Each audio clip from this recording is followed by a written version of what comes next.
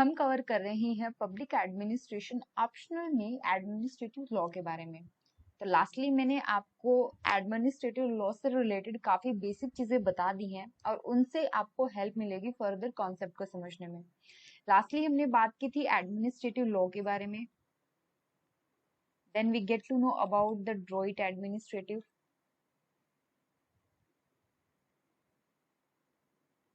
फिर हमने बात की लॉ रूल ऑफ लॉ के बारे में। और आज का हमारा टॉपिक है डाइसी ऑन एडमिनिस्ट्रेटिव लॉ। इसको समझने के लिए आपको ये दोनों कॉन्सेप्ट आने चाहिए, ड्रॉइट एडमिनिस्ट्रेटिव का भी और रूल ऑफ लॉ का भी। अगर आपने इनको अच्छे से करा है तो it will be quite helpful for you, जिससे आपको डाइसी के बारे में या इनके जो व्यू पॉइंट है उनके समझने में काफी हेल्प मिलने वाली है। ओके, चलिए स्टार्ट करते हैं। सबसे पहले जानते हैं कि डाइसी थे कौन और मेनली कि उनकी जो थ्योरी है वो क्या है और क्यों इम्पोर्टेंट है। Dicey, a well-known English jurist, in his famous work Law of the Constitution, identified administrative law with that part of French Droit administrative। ये आप स्टार्टिंग से लेके एंड तक याद रखेंगे कि डाइसी अपने पूरे वर्क में ये बताते हैं, वो इंग्लैंड से थे और इंग्लैंड में रूल ऑफ लॉ था। वो इस पूरे सिस्टम को कंपेयर करते हैं फ्रांस के सिस्टम से, जिसको बोला जाता है जिसको बोला गया ड्रॉइट एडमिनिस्ट्रेटिव। इन दोनों को कंपेयर करते हैं और वो रूल ऑफ लॉ के फेवर में आपको थ्रू आउट द वीडियो पता चलेगा कि वो रूल ऑफ लॉ के बारे में ही ज्यादा फोकस करते हैं। ओके, इंग्लिश ज्यूरिस्ट थे, मतलब आप इससे आइडिया हो गया होगा आपको कि वो इंग्लैंड से बिलोंग करते थे। अकॉर्डिंग टू विच हमने फ्रांस का सिस्टम देखा था droit administrative, we get to know कि अगर कोई ऑफिशियल और किसी सिटीजन के बीच में कोई भी किसी भी प्रकार का कुछ गलत या कुछ लगे कि सिटीजन के साथ कुछ गलत हुआ है, रॉन्गफुल एक्ट कमिट किया गया है by the official in their official capacity, then they are tried not by ordinary court of law but by special administrative court. हमने एडमिनिस्ट्रेटिव कोर्ट का कॉन्सेप्ट देखा था कि फ्रांस के अंदर है ना, दो तरीके के कोर्ट होते हैं। एक तो होता है आपका ऑर्डिनरी कोर्ट और दूसरा होता है आपका एडमिनिस्ट्रेटिव कोर्ट। ठीक है, अगर किसी ऑफिशियल के साथ, किसी गवर्नमेंट ऑफिशियल के साथ आपका कोई आर्ग्यूमेंट होता है, you will go to the administrative court. देन उन्होंने ये माना था कि administrative law is very much different to the rule of law. ऐसा क्यों? अभी तक तो ठीक है कि ड्रॉइट एडमिनिस्ट्रेटिव और रूल ऑफ लॉ में तो फर्क है, वी ऑल नो, बट उन्होंने कहा कि एडमिनिस्ट्रेटिव लॉ ही अलग है रूल ऑफ लॉ से। अच्छा, कुछ रिवाइज कर लेते हैं जिससे it will help you understand the main concept of dicey. सबसे पहले रिवाइज करेंगे जो ड्रॉइट एडमिनिस्ट्रेटिव है आपका, उसके तीन मेन फीचर है, उसके बारे में बात कर लेंगे। तो सबसे पहले वही है आपका कि ordinary courts do not have jurisdiction in which the state और state official in their official capacity constitute a party. जब कोई केस बनता है तो उसमें दो तरीके की दो पार्टी होती है। एक तो वो जो केस फाइल करता है, and in this situation could be citizen, और जिसके अगेंस्ट केस फाइल किया जाता है तो वो मान लीजिए कोई स्टेट ऑफिशियल है। ठीक है, अगर आपको किसी पर्टिकुलर स्टेट ऑफिशियल के खिलाफ अगर केस फाइल करना है तो आपको करना पड़ेगा एडमिनिस्ट्रेटिव कोर्ट के अंदर। आई होप मैं ये चीज अभी तक आपको काफी क्लियर कर चुकी हूँ। The right of the state's officials are determined by a special body of law and rules which are not applicable to citizen। अच्छा, जब आप इस एडमिनिस्ट्रेटिव कोर्ट के अंदर जाते हो ना, तो आपके ऊपर स्पेशल रूल्स लागू होते हैं, ये याद रखिएगा। आपको जनरल जो लॉ हैं, जो जनरल कंट्री में लागू होते हैं, उन रूल्स के तहत नहीं, बल्कि स्पेशल रूल के तहत यहाँ पर आपका पूरे जो प्रोसेस है वो आगे कंटिन्यू रहती है। Then a special protection was according to its official in France for wrongful act done in their official capacity। अच्छा, क्या है फ्रांस में कि मान लीजिए ये कोई था ऑफिसर ए, इसकी ड्यूटी आती है किसी एक सिटी के अंदर, और सिटी के अंदर वो काम करते हुए किसी पर्टिकुलर पर्सन को लगता है कि उसके साथ कुछ गलत हुआ है या इस पर्टिकुलर पर्सन ने अपनी अथॉरिटी का गलत यूज किया है, वो क्या करेगा, वो केस फाइल करेगा।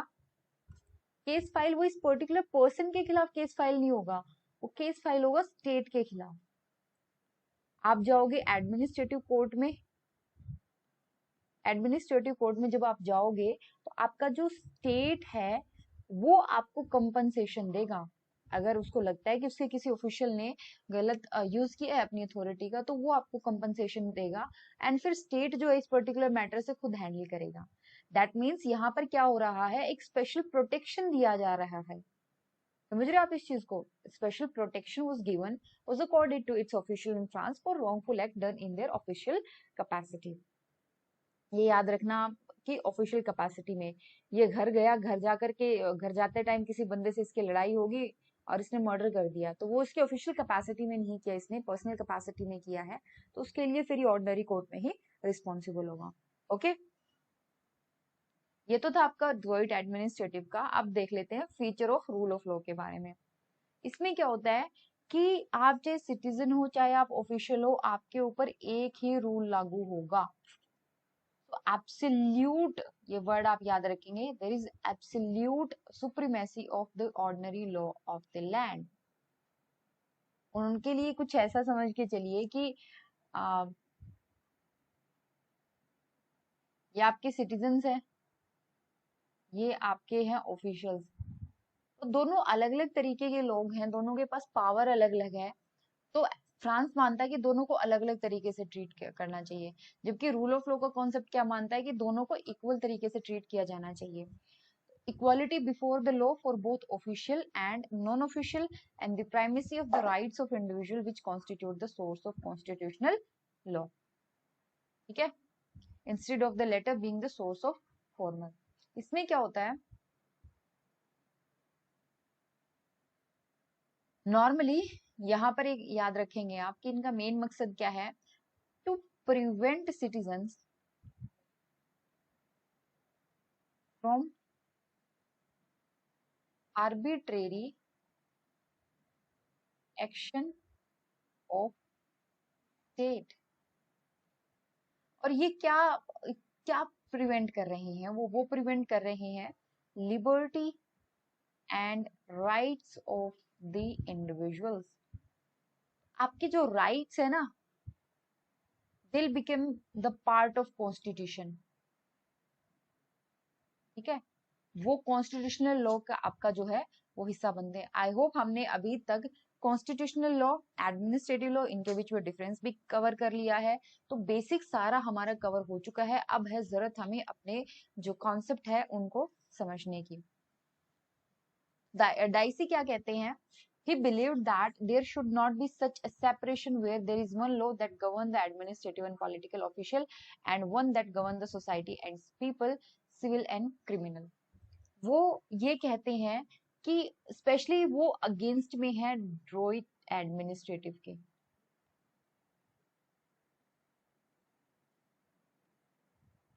क्यों? क्योंकि ड्रॉइट एडमिनिस्ट्रेटिव वो मानता है कि citizen and officials are two different kind of people. तो हमें दोनों के लिए ना अलग अलग तरीके के मेथड चाहिए इनको हैंडल करने के लिए, जबकि डाइसी कहते हैं कि ये सेपरेशन होना ही नहीं चाहिए। आप चाहे ऑफिशियल हो, आप चाहे सिटीजन हो, आपको एक ही लॉ जो है वो गवर्न करेगा। ये कॉन्सेप्ट आप याद रखेंगे जब हम इनके मैथ इनके जो भी कॉन्सेप्ट आएंगे आगे इनको इवेल्युएट करेंगे। मैं ये कॉन्सेप्ट वापस एक बार फिर एक्सप्लेन करूंगी, तो मैं उम्मीद करती हूँ आप ये चीज याद रख पाएंगे। ओके, ये सेपरेशन नहीं होना चाहिए।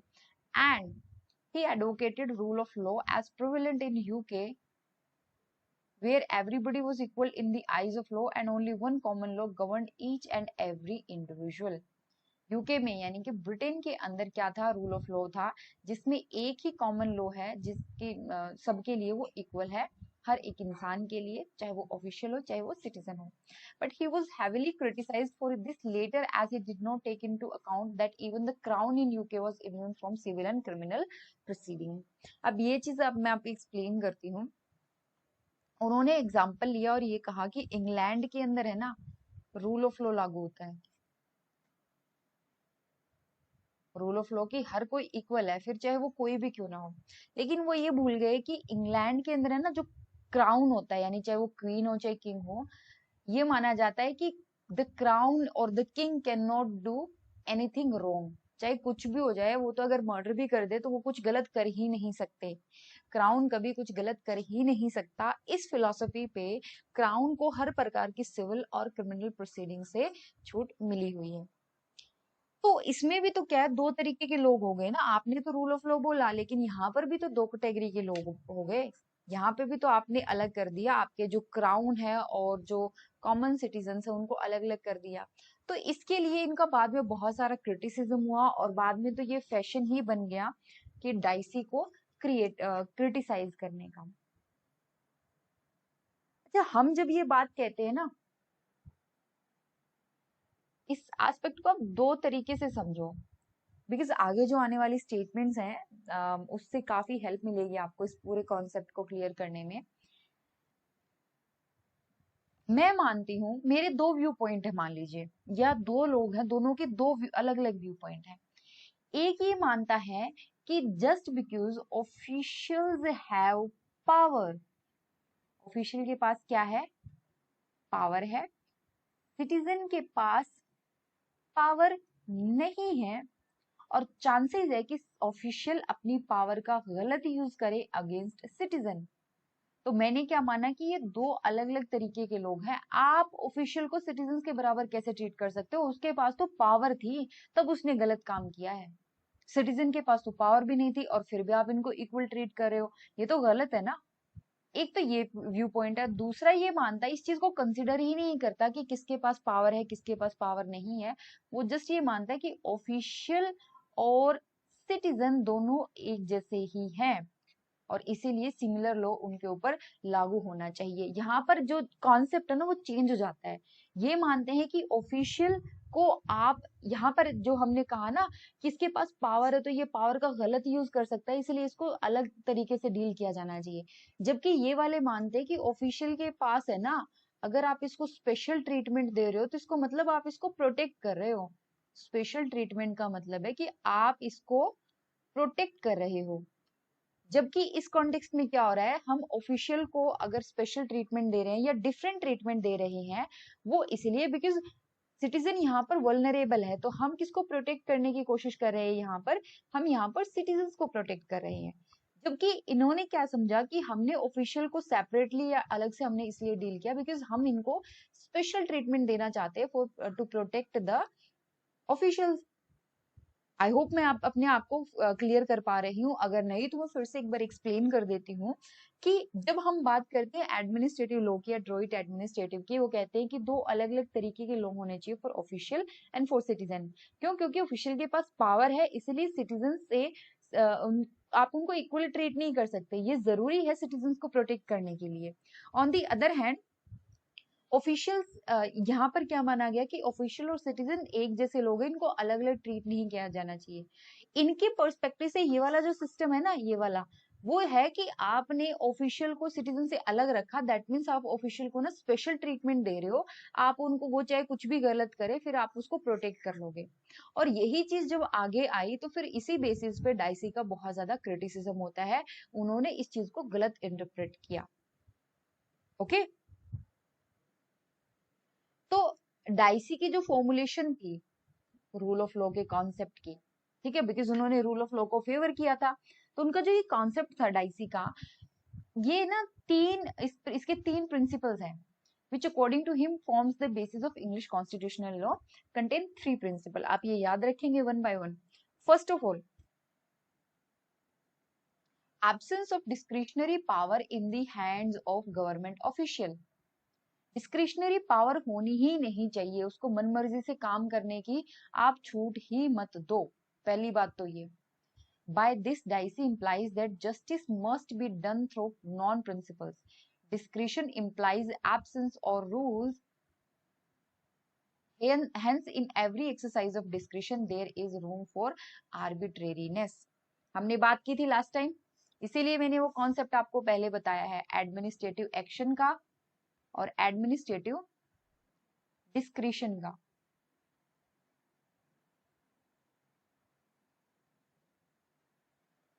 ठीक है, तो फर्स्ट प्रिंसिपल ये कहता है, मैं यहाँ पे फिर से एक बार सारे पॉइंट को ज्वाइन कर देती हूँ, एक साथ ले आती हूँ, so that it will be quite easy for you.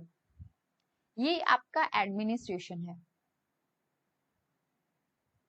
ये क्या काम करता है, ये पॉलिसी इंप्लीमेंट करता है और इसके पास क्या है, पावर है। ठीक, दो तरीके के लोग हैं, कुछ ये मानते हैं कि सिटीजन्स यहाँ है, ये कैटेगरी है, ये ऑफिशियल्स हैं, ये सिटीजन्स हैं। अगर ये कोई क्राइम करता है तो इन दोनों को आप एक जैसे ट्रीट नहीं कर सकते, इनके लिए अलग अलग ट्रीटमेंट होना चाहिए। और ये इनको कहाँ ड्रॉइट एडमिनिस्ट्रेटिव में क्या है कि अलग कोर्ट ही अलग होना चाहिए इनका। फिर आते हैं रूल ऑफ लॉ वाले, कहते हैं कि नहीं नहीं, दोनों इक्वल ही है, ये सिटीजन्स हैं आपके और ये ऑफिशियल्स हैं, इनको एक ही तरीके से ट्रीट किया जाए, बिकॉज इससे क्या है, आप है ना सिटीजन्स को, ऑफिशियल्स को प्रोटेक्ट कर रहे हो। यहाँ पर ऑफिशियल को प्रोटेक्ट कैसे किया जाता है, सबसे इंपॉर्टेंट चीज तो कि वो अपनी अथॉरिटी का गलत यूज करेगा, मिसयूज करेगा।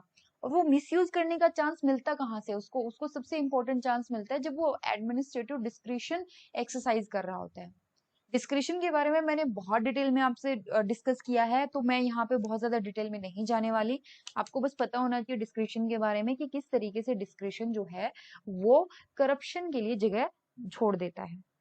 ये याद रखेंगे कि जो चीज डार्क है, जो चीज आपको दिखाई नहीं दे रही, जो सीक्रेट है, सीक्रेट जगह पे ही, सीक्रेट लोकेशंस पे ही और सीक्रेट चीजों में ही क्या होता है, करप्शन सबसे ज्यादा फैलता है। और यही है आपका डाइसी का रूल ऑफ लॉ का first principle. Okay, and that is absence of discretionary power. यानी जो ऑफिशियल्स है उनको मौका ही मत दो डिस्क्रिशनरी पावर यूज करने का, करप्शन करने का, या लोगों के राइट्स एंड लिबर्टीज को छीनने का। ठीक, ये आपका फर्स्ट कॉन्सेप्ट है। सेकेंड कॉन्सेप्ट है कि no person should be made to suffer in body और deprived of his property except for a breach of law established in the ordinary legal manner before the ordinary course of land. इसको अलग अलग तरीके से समझिए कि आपको मैं अरेस्ट नहीं कर सकती या मैं आपकी प्रॉपर्टी से नहीं निकाल सकती अनलेस आपने किसी कानून को न तोड़ा हो, अनलेस आपने किसी लॉ को ब्रीच न किया हो, आपको अरेस्ट नहीं किया जा सकता। आपकी बॉडी को मतलब you need not to suffer, and आपकी प्रॉपर्टी से आपको डिप्राइव नहीं किया जा सकता।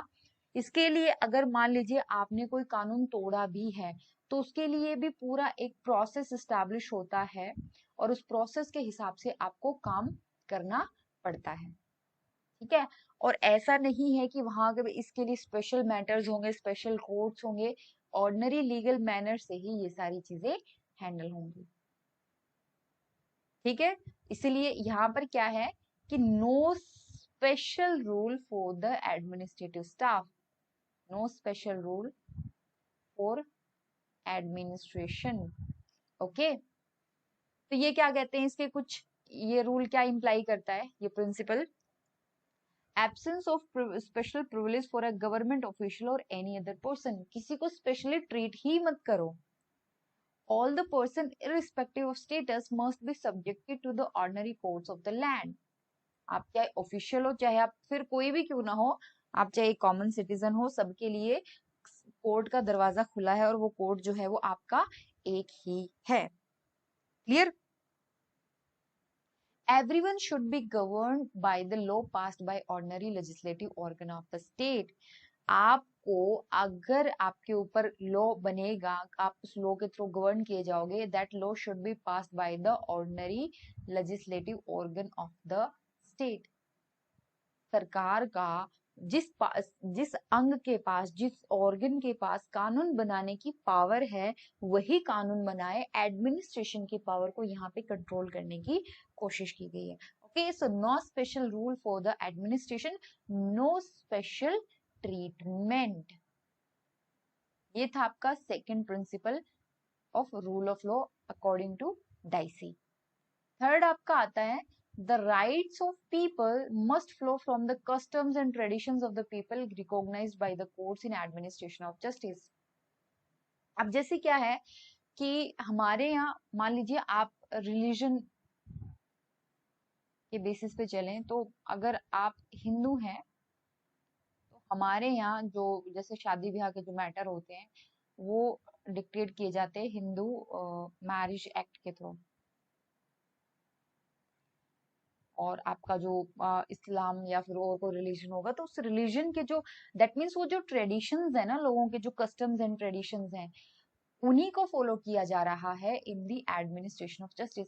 हालांकि ये बहुत वीक सा एग्जांपल है but it is just to explain the situation to you. Even जब लोगों का हक जो है, लोगों के राइट्स जो हैं वो हमेशा इसी तरीके से डिजाइन होने चाहिए कि वो अपने कस्टम्स एंड ट्रेडिशंस को फॉलो कर सकें। ठीक है, हमारे कस्टम में है, जैसे कई कस्टम में क्या है कि मान लीजिए एक पर्टिकुलर प्रोसेस है, प्रैक्टिस है, वो अलाउ है, लोग उसको बहुत चाव से करते हैं, बहुत अच्छे से मानते हैं उसको। लेकिन आपके कोर्ट आपको कहता है कि वो चीज जो है वो नुकसान करती है। ठीक है, तो ये चीज आप उसमें यूज कर सकते हो। रूल ऑफ लॉ जो डाइसी का कॉन्सेप्ट है वो कहते हैं कि ऐसा नहीं होना चाहिए। The rights of people must flow from the customs and tradition of people recognised by the courts in administration of justice. ये थे आपके तीन प्रिंसिपल्स। तीनों प्रिंसिपल्स क्या हैं स्पेशली आपके हैं? No special treatment for era, कि आपके डिस्क्रिशन का मौका नहीं मिलना चाहिए आपको, absence of discretionary power in the hands of government official, then no special treatment for government official. और थर्ड क्या आता है आपका कि जो भी आपके कस्टम्स हैं, ट्रेडिशंस हैं, उनको फॉलो किया जाना चाहिए। क्लियर? ये था आपका डाइसी का कॉन्सेप्ट। अब इसके कॉन्सेप्ट को हम क्या करेंगे, थोड़ा सा एक्सप्लेन करने की कोशिश करेंगे ताकि हमें चीजें अच्छे से समझ में आ जाए।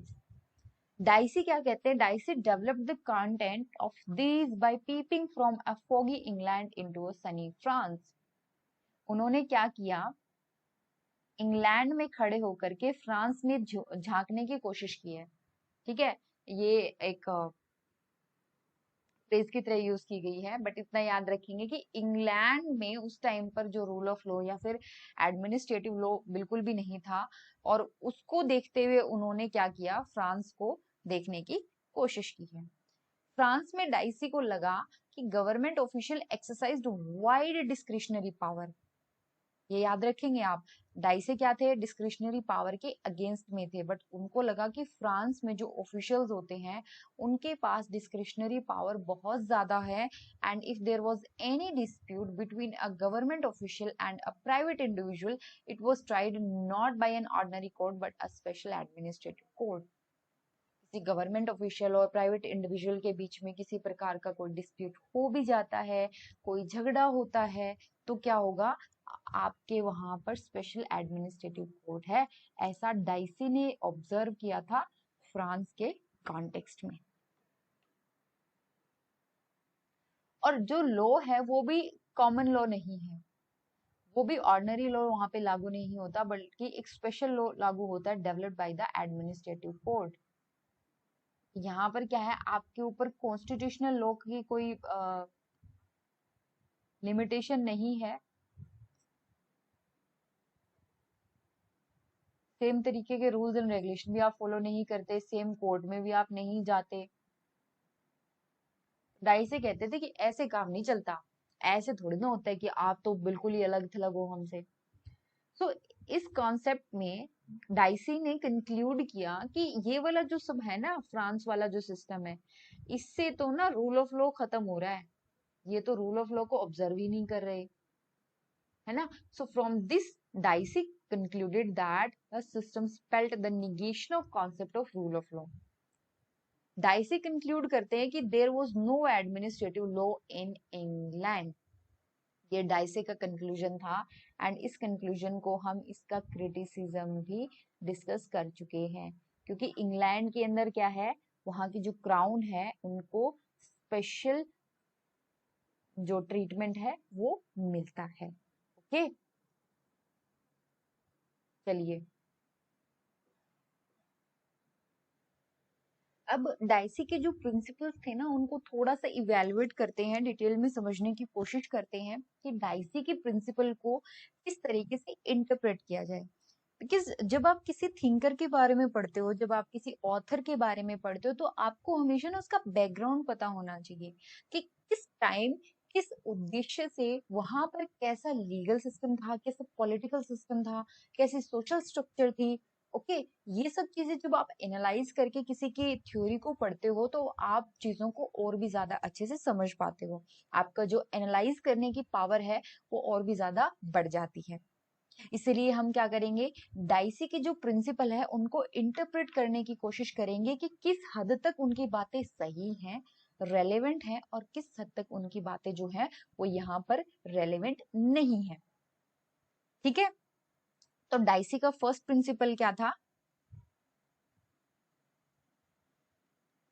नो एडमिनिस्ट्रेटिव डिस्क्रिशन, यही था ना?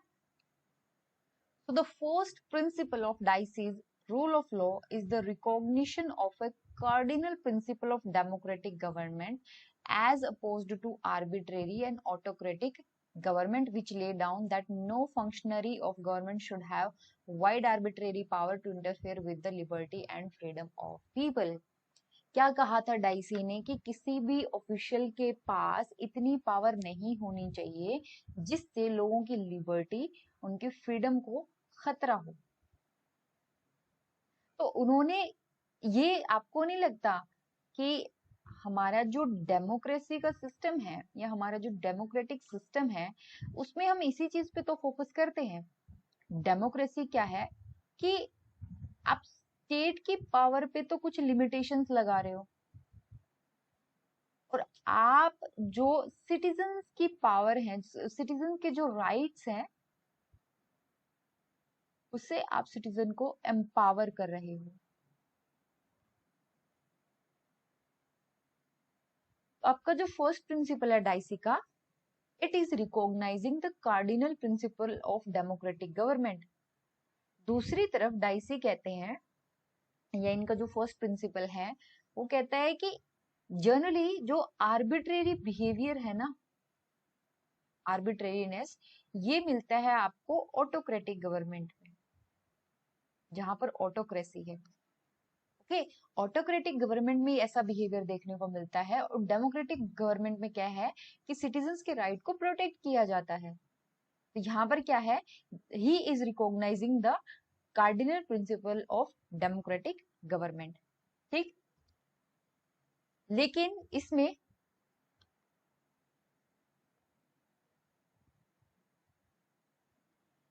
But here Dicey was not referring to a wide measure of discretion which is inescapable in any modern government.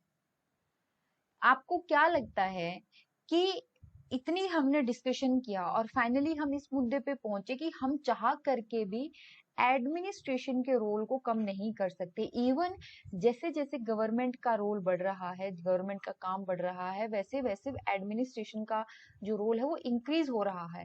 पहले तो सिर्फ और सिर्फ एग्जीक्यूशन में था, पॉलिसी एग्जीक्यूशन में, अब तो रूल मेकिंग में भी है और डिसीजन मेकिंग में भी है।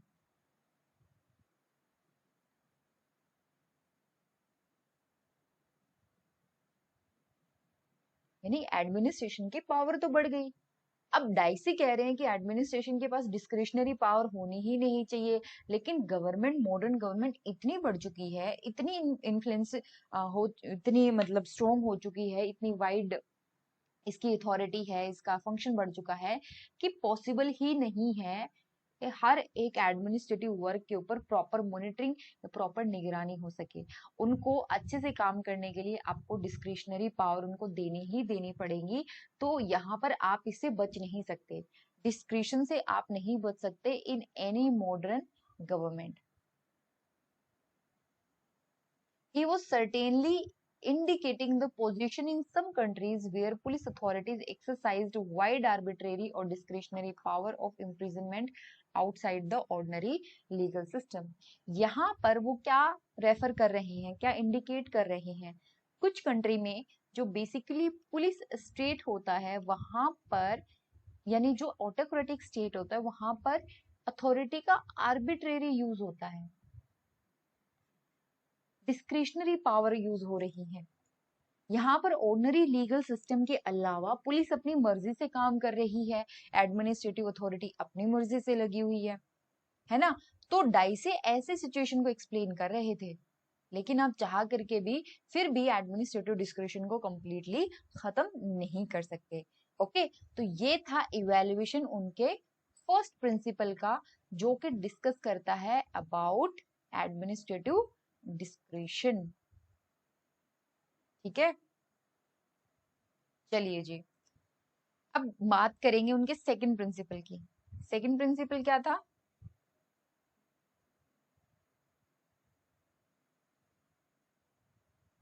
चलिए यहाँ पर हम अपना पेन चेंज कर लेते हैं।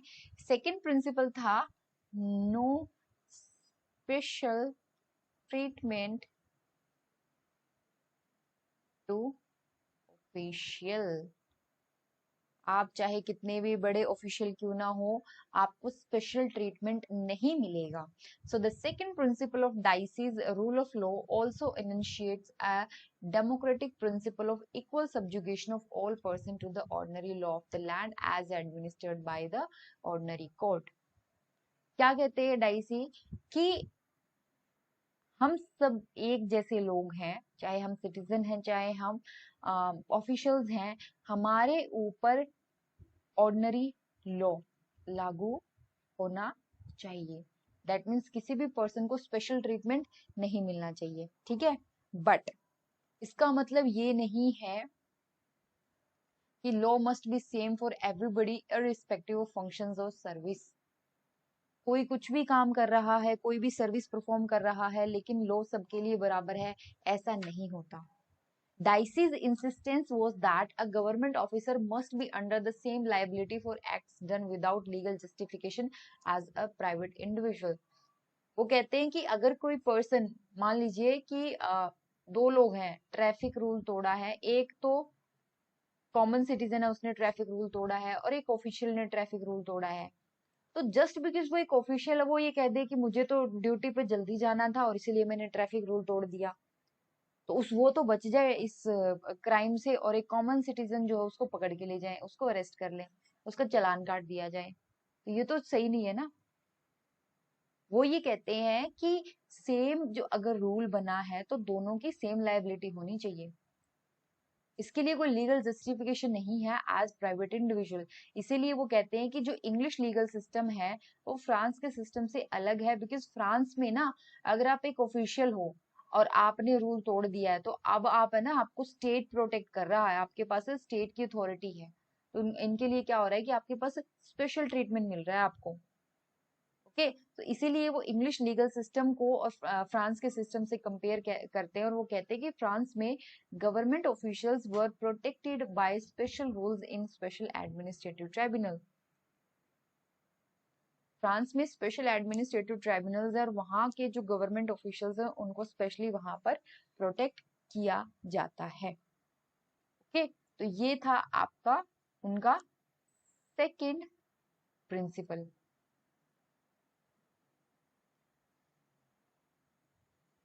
अब बात करते हैं डाइसे के थर्ड प्रिंसिपल के बारे में। जो थर्ड प्रिंसिपल था उसमें ये था कि it does not lay down any legal rule but merely explain one aspect of British constitutional system where common law is the source of fundamental freedom of people. पता ना कि राइट्स जो है वो आपके कॉन्स्टिट्यूशन में मेंशन है, ये चीज आप ध्यान से समझिएगा। ये ना आपका जो कॉमन लॉ है, ठीक है, it is the source of fundamental freedom of people. वो क्या करते हैं, वो ये बताते हैं कि दो तरीके के सिस्टम हो सकते हैं, ठीक है, ब्रिटिश सिस्टम और एक जिनके पास रिटन कॉन्स्टिट्यूशन है।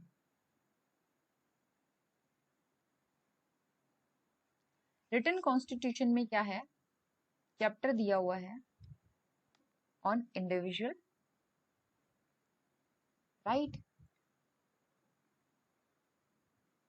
ठीक है,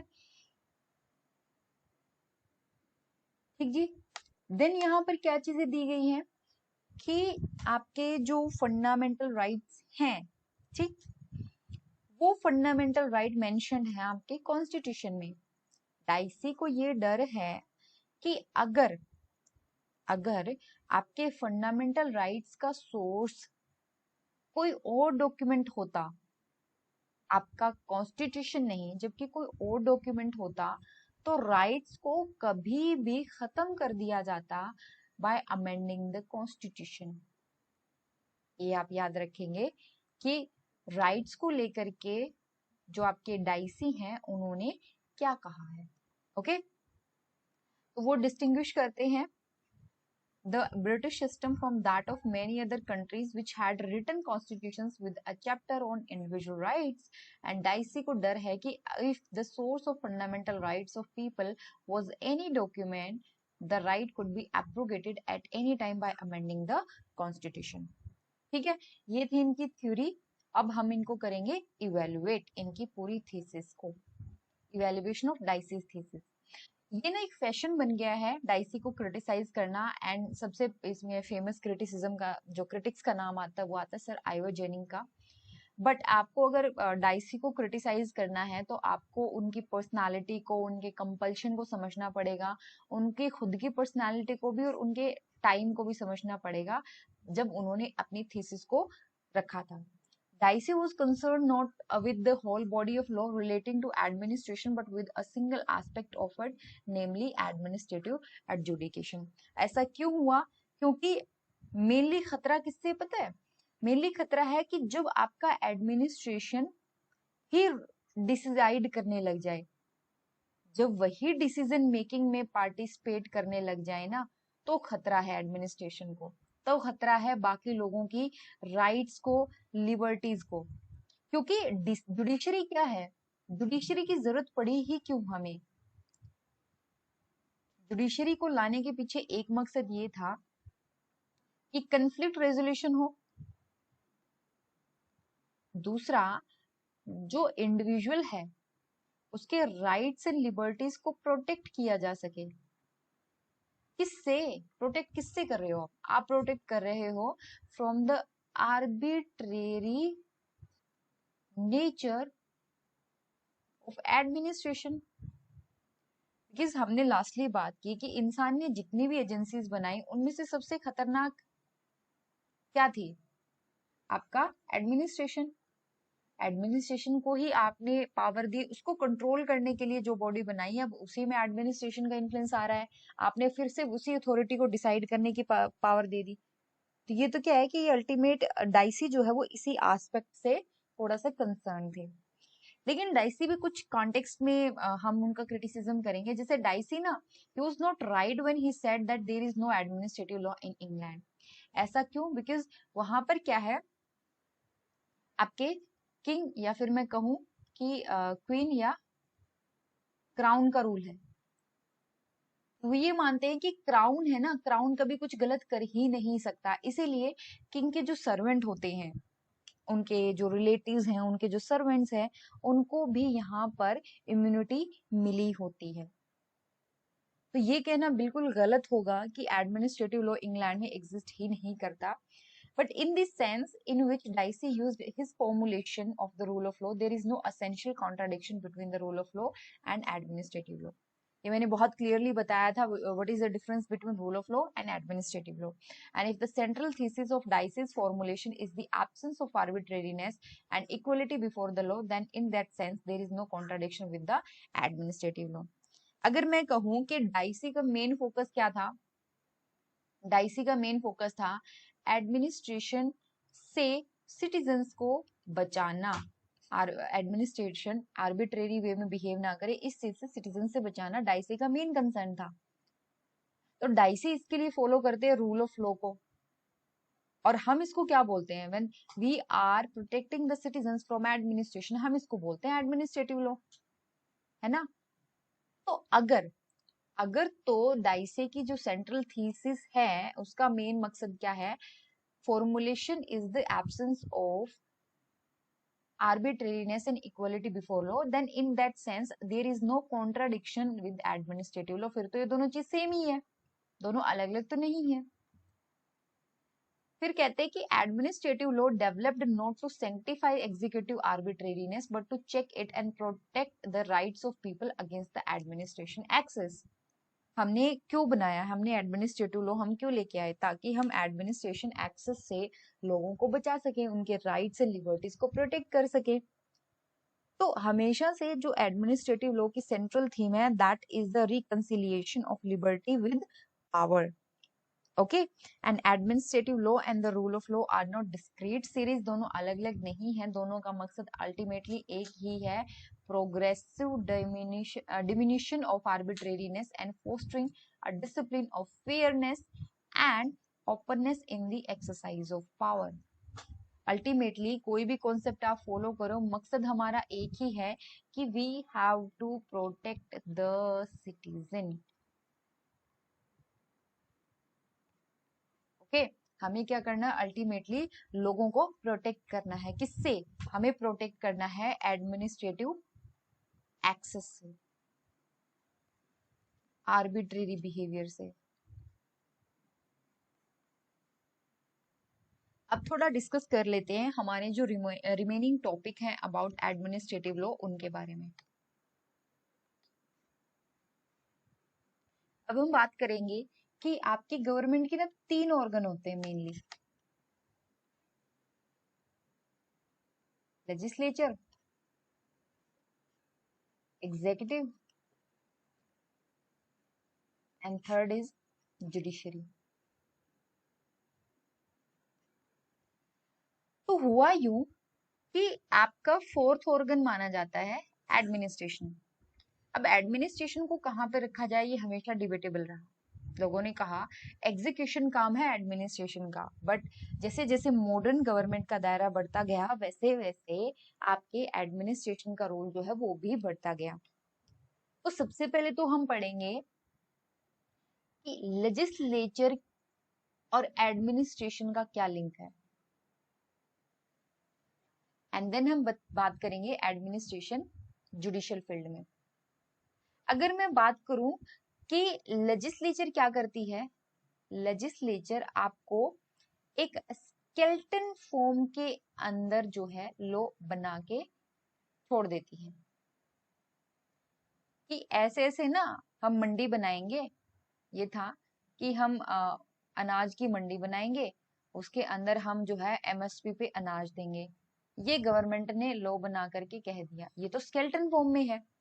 अब मंडी कहाँ होगी, किसके अंडर काम करेगी, या फिर हम कहें कौन कौन से आप जो अनाज है वो प्रोक्योर करोगे, प्रोक्योर करके करोगे क्या उनका, उसके लिए आपने एमएसपी तो दी, लेकिन किन बेसिस पे एमएसपी दी जाएगी, प्रोक्योरमेंट कैसे होगी, एजेंसी कौन रिस्पॉन्सिबल होगी, ये सारे जो होते हैं इनको बोलते हैं रूल्स।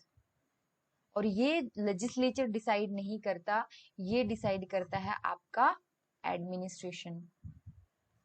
ठीक है, और इस प्रोसेस को ऑल दो यहाँ पर मैं क्या कह सकती हूँ, इस सिचुएशन को अगर मैं थोड़ा सा अलग तरीके से इंटरप्रेट करूं कि लेजिस्लेचर ने अपनी पावर डेलीगेट कर दी टू एडमिनिस्ट्रेशन, है ना। डेलीगेट क्या होता है? डेलीगेट बेसिकली मान लीजिए कि मुझे मेरी अथॉरिटी है, मैं हूं यहाँ की मान लीजिए हेड हूं, ठीक है, और मेरा काम है बजट प्रिपेयर करना। बजट मैंने प्रिपेयर ना करके डायरेक्टली मैंने अपने सबॉर्डिनेट को बोला कि तुम ये बजट प्रिपेयर करके लेके आओ। तो मैंने क्या किया, अपना काम उसे डेलीगेट किया, साथ ही साथ जितनी अथॉरिटी थी बजट को बनाने के लिए वो अथॉरिटी भी इसको दे दी, लेकिन ये टेम्पररी बेसिस पे होता है। मान लीजिए मैंने इसको अथॉरिटी भी दे दी, अब इसने 1 महीना लिया, 1 मंथ लिया, और इसने मुझे फाइनल जो हो बजट बना करके दे दिया। लेकिन इसने यहाँ ये इस पूरी सिचुएशन में क्या हुआ है, इसमें हुआ है यहाँ पे अथॉरिटी का डेलीगेशन। क्लियर? डेलीगेशन के लिए कुछ चीजें जरूरी हैं। एक तो आपके इससे क्या होता है कि जो सबॉर्डिनेट होता है उसके पास स्किल आती है और धीरे धीरे उसका कॉन्फिडेंस बूस्ट होता है। और दूसरा ये कि पूरा सिस्टम डिपेंड करता है इंटरपर्सनल स्किल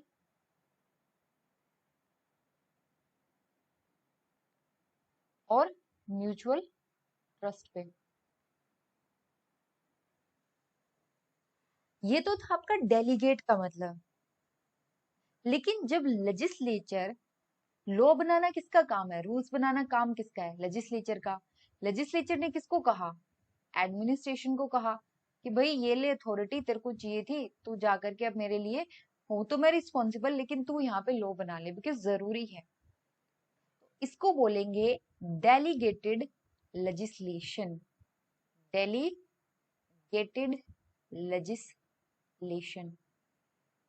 और जैसे यहाँ पर क्या हो रहा था कि सबऑर्डिनेट को काम दिया जा रहा था, है ना, तो वैसे इसका दूसरा नाम क्या है, सबऑर्डिनेट लेजिस्लेशन।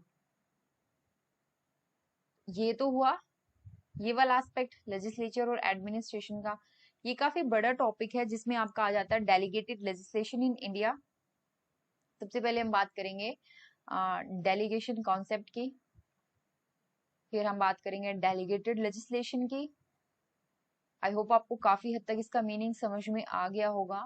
फिर हम बात करेंगे इसके कुछ पॉजिटिव और कुछ नेगेटिव एस्पेक्ट की, and then finally will discuss, बहुत सारे टाइप भी होते हैं डेलीगेटेड लेजिस्लेशन के, and finally will discuss about the delegation or delegated legislation in India। ठीक है, एक तो हमारा ये टॉपिक रहता है। अब हम, आई होप आपको बेसिक पता चल गया, लेकिन इसके बारे में डिटेल में हम डिस्कस करेंगे, ठीक है, नेक्स्ट वीडियो हमारा। उसके बाद नेक्स्ट वीडियो जो होगा वो हम कोशिश करेंगे इस पे हो, एक छोटा सा टॉपिक और रहता है। एक तो आपका आता है नेचुरल जस्टिस का कॉन्सेप्ट, और एक ही रहता है आपका सेपरेशन ऑफ पावर। इसके बाद हम डिस्कस करेंगे इन दो टॉपिक के बाद में डेलीगेटेड लेजिस्लेशन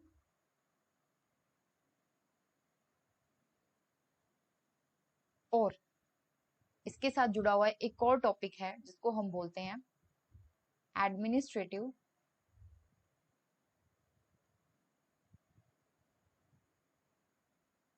एडजुडिकेशन। अब हुआ ये कि इनकम टैक्स से रिलेटेड एक्ट लाया गया, और उसके रूल्स किसने बनाए, एक्ट तो बनाया लेजिस्लेचर ने,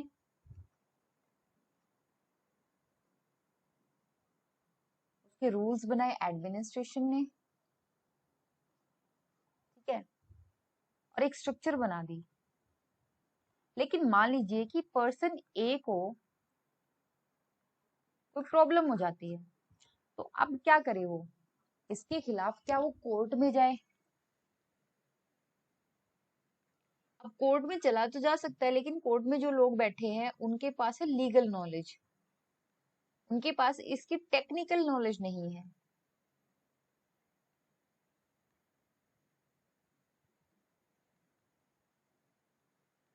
और इसकी वजह से क्या होगा कि या तो वो इस मुद्दे को अच्छे से एक्सप्लेन ना कर पाएंगे, दूसरा अगर करेंगे भी तो it is going to be very time time consuming process. इस प्रॉब्लम से दूर, या इस प्रॉब्लम का सॉल्यूशन निकाला गया कैसे, कि अल्टीमेटली रूल्स किसने बनाए हैं, एडमिनिस्ट्रेशन ने। तो क्या ना, हम इस एडमिनिस्ट्रेशन को अथॉरिटी देते हैं कि भाई किसी को प्रॉब्लम हो ना, तो डिसीजन लेने का हक भी हमने तुझे ही दे दिया, तेरे को जैसा ठीक लगे तू वैसा कर लेना। ओके, ऑल्दो ये अथॉरिटी थी किसकी, कोर्ट की, मिल किसको गई, एडमिनिस्ट्रेशन को। और अब हम इसको क्या बोलते हैं, एडमिनिस्ट्रेटिव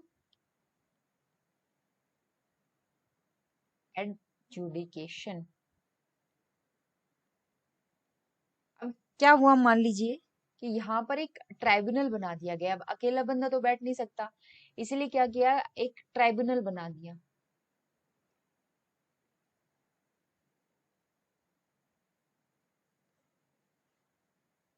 ट्राइब्यूनल क्या होता है, ट्राइब्यूनल के जो मेंबर होते हैं वो होते एडमिनिस्ट्रेटिव स्टाफ ही हैं, लेकिन वो काम क्या कर रहे हैं?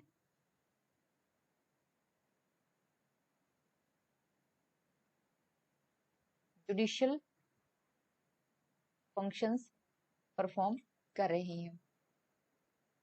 बिकॉज जुडिशियल हमारे यहाँ क्या ये चीज आपको समझ में आएंगे जब हम सेपरेशन ऑफ पावर करेंगे। सेपरेशन ऑफ पावर में है, क्लियरली बताया हुआ है कि जुडिशियल पावर जो किसके पास है, जुडिशरी के पास है। एग्जीक्यूटिव कोई भी किसी भी प्रकार के जुडिशियल फंक्शन को परफॉर्म नहीं कर सकती, इसीलिए ये डिफरेंशिएशन किया गया, ये सेपरेशन किया गया। बट ये सेपरेशन धीरे धीरे ब्लर होता जा रहा है और ये जो नए दो कॉन्सेप्ट हैं ये उभर के आ रहे हैं। तो हम हमारे जो आने वाले लेक्चर्स होंगे हम देखेंगे, मैं थोड़ा सा पीछे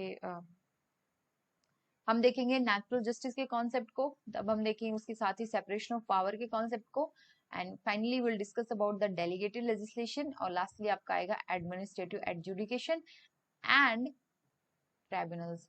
और इंडिया में कुछ अलग अलग टाइप के ट्राइब्यूनल्स हैं, मेन प्रोमिनेंट हैं एक दो, उनके बारे में हम यहाँ पे डिटेल में डिस्कस करेंगे।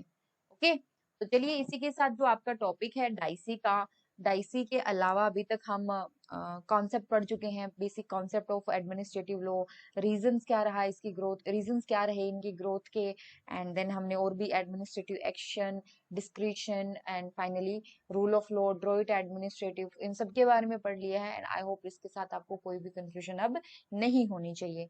ठीक है, तो चलिए मिलते हैं नए लेक्चर के साथ जल्द ही। Till then take care and thank you so much.